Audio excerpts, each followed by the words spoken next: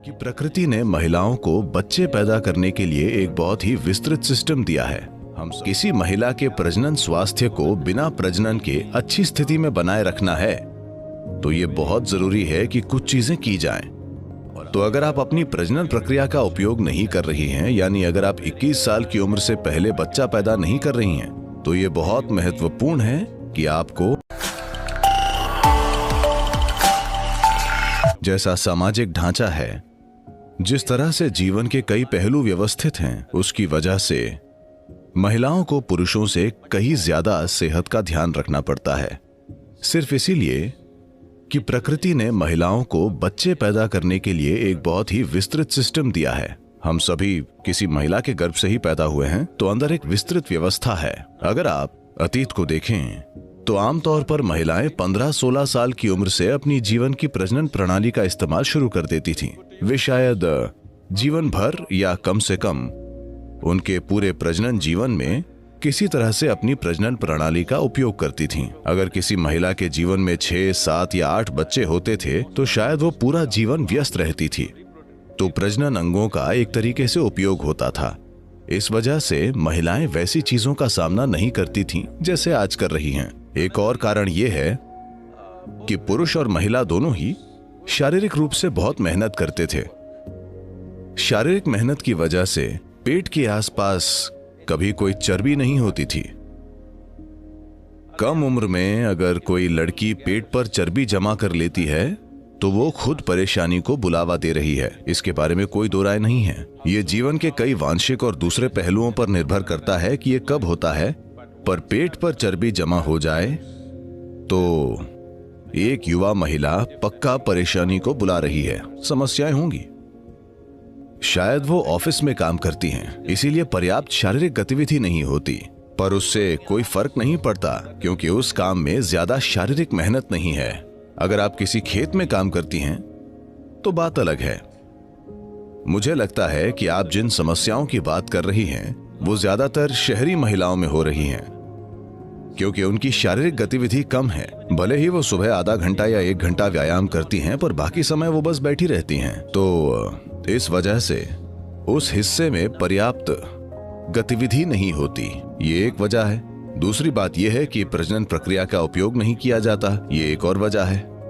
तो अगर आप अपनी प्रजनन प्रक्रिया का उपयोग नहीं कर रही हैं, यानी अगर आप 21 साल की उम्र से पहले बच्चा पैदा नहीं कर रही हैं, तो ये बहुत महत्वपूर्ण है कि आपको हठ योग जरूर करना चाहिए। अगर आप जिम करते हैं या दौड़ते हैं, ये वो करते हैं, दौड़ना फिर भी ठीक है, पर अगर आप सिर्फ जिम में मांसपेशियां बनाकर फिट दिख रहे हैं तो ये अच्छा नहीं है। आपको तीव्र हठ योग करना चाहिए।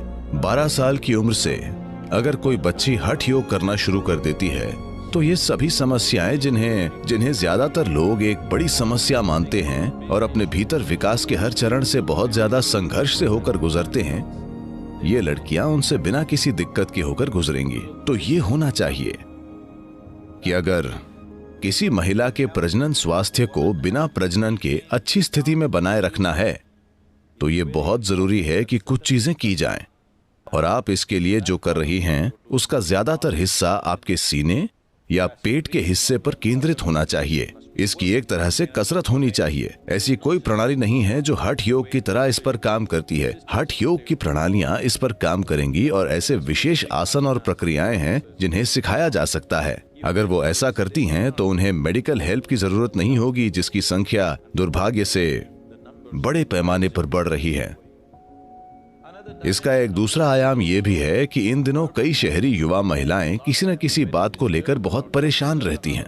एक समय था जब सिर्फ आपका परिवार या आपके बच्चे या आपके पति या करीबी दोस्त ही आपको परेशान कर सकते थे। अब दुनिया भर में आपकी दोस्ती है और कोई भी आपको कभी भी परेशान कर सकता है।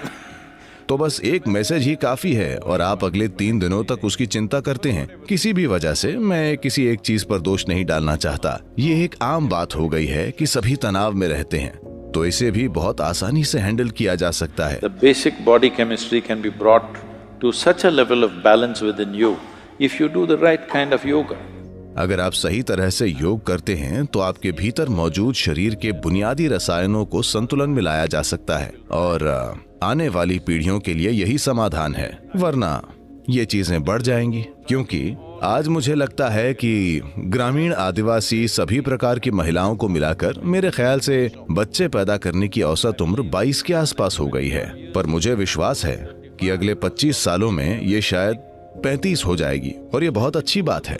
अगर ये 35 तक पहुंच जाती है और महिलाएं खुद की देखभाल नहीं करती हैं तो युवा महिलाओं में ऐसी समस्याओं की संख्या कई गुना बढ़ जाएगी। अपना ख्याल रखने का मतलब दवाएं लेना या डॉक्टरों के बारे में नहीं है। आपको योग प्रक्रिया शुरू करनी चाहिए ताकि शरीर में एक तरह का संतुलन आए, सिस्टम में रासायनिक संतुलन हो, सिस्टम में हार्मोनल बैलेंस हो, जिससे सभी ग्रंथियों का स्त्राव अच्छे से और संतुलित तरीके से हो। अगर ऐसा हो रहा है तो उन्हें ये गैर जरूरी बीमारियां नहीं होंगी। ठीक है, कुछ प्रतिशत लोगों को हमेशा कोई न कोई शारीरिक बीमारी होगी, जो एक अलग बात है, पर अभी ये प्रतिशत बहुत बड़ा है। हमारा समाज बीमारी के एक अप्राकृतिक स्तर पर पहुंच रहा है, इसे ठीक करना होगा। ये बहुत